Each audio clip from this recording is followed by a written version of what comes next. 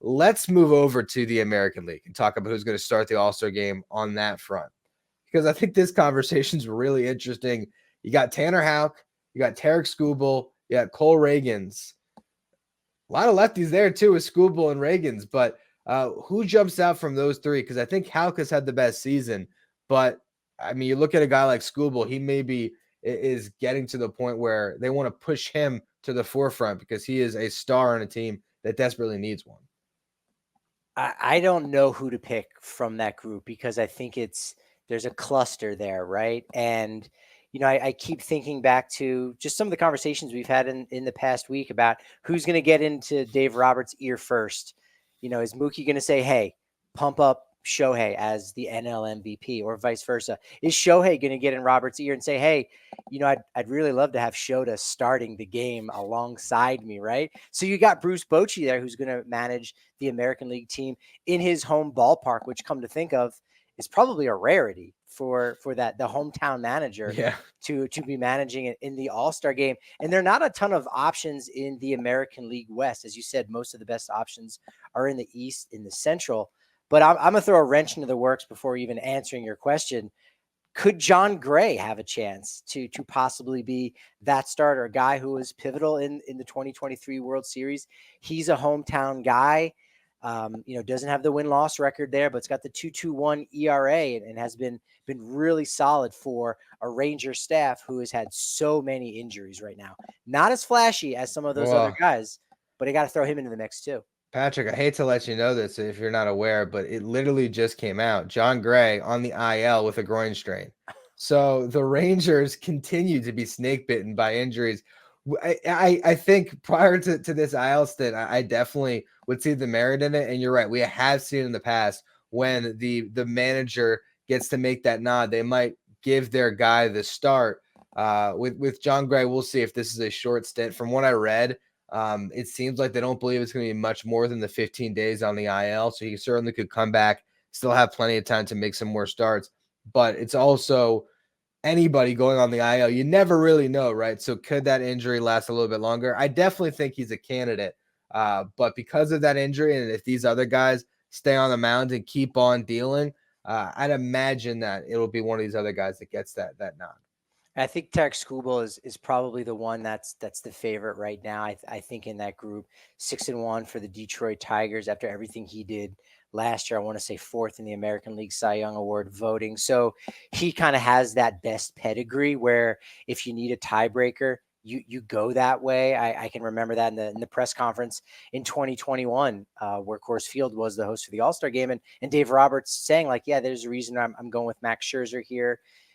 Just because his resume breaks that tie, right? Like, it isn't necessarily something that goes on your Hall of Fame plaque, but it definitely boosts that resume in crunch time for something like that. And so that can kind of be the benefit. It's a little name recognition too, right? If you're looking for good storylines, what about Yusei Kikuchi, who's pitching really well for the Blue Jays? Could you have Japanese pitchers for both sides, American and National League? But from the names that you announced, I think Tarik Skubal would have to be the most deserving over someone like a Tanner Houck right now. Even though you could certainly argue Corbin Burns, who's got a Cy Young Award under his belt, has been delivering and has been everything that the Baltimore Orioles have asked of him.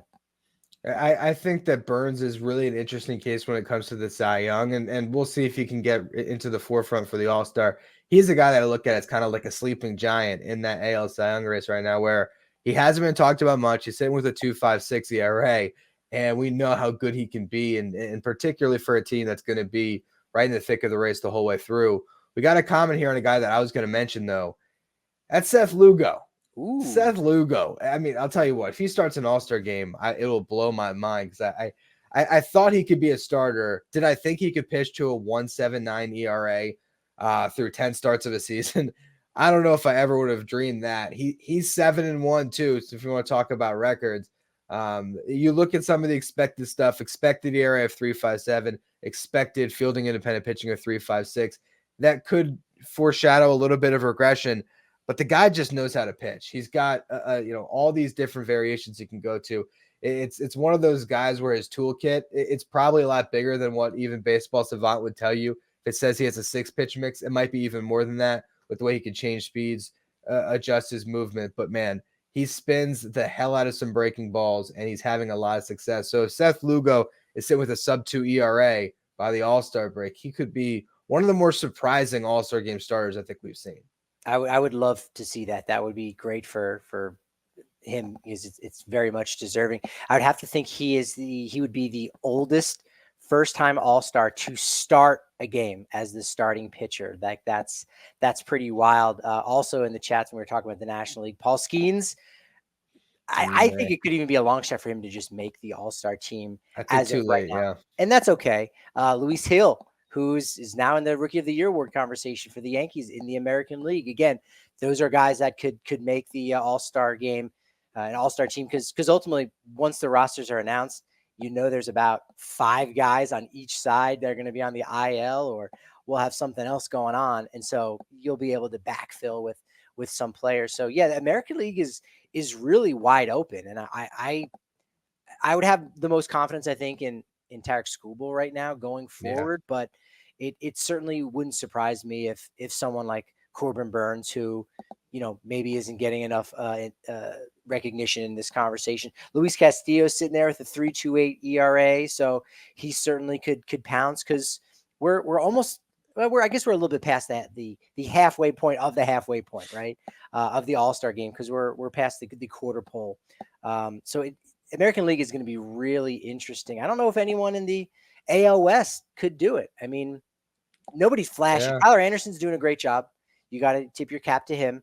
But again, if you're looking for a little bit of flash and name recognition, we've kind of been highlighting it, all season long, right? There's so many stars that are on the IL and got hurt, and that, really have had a somewhat truncated season so far. You could potentially have something like, 75% or more first-time All-Stars representing the American League pitching staff. I mean, Mason Miller is going to be there, first-time All-Star. No, it's a great point. I mean, you really do go down the line, and I wonder how they fill it out. There's a lot of names. I mean, is Eric Fetty an All-Star because the White Sox don't have one? I mean, that's one of those things where you always have to take that into account too. The years that Gregory Soto was the Tigers All-Star, and yeah, he's good, but it's not like he was some elite relief pitcher. If he played for another team, he probably wouldn't have a couple All-Stars on his resume. So that's always something you have to take in mind. And I think when you really look at it from that perspective, like, is Tyler Anderson the All-Star for the Angels, like you said there, because they don't have another one with Mike Trout being hurt. So that always throws that other extra wrinkle into the All-Star conversation. I'd agree right now, Skubal is the clear favorite as a guy that will start this year's All-Star game. Houck is another alternative. Seth Lugo with the ERA. There's definitely some options. To close this conversation out like we did with the last one, which one of these guys across the full season? I'm just giving you one pick quick here. Who's your AL Cy Young today on May 23rd? If I can't have the field, the one guy I would take would be Detroit Tigers left-handed opening day starter, Tarik Skubal. And I'm going to take Corbin Burns. So you see, I lean on track record here. Zach Wheeler, Corbin Burns. It's true. I stay consistent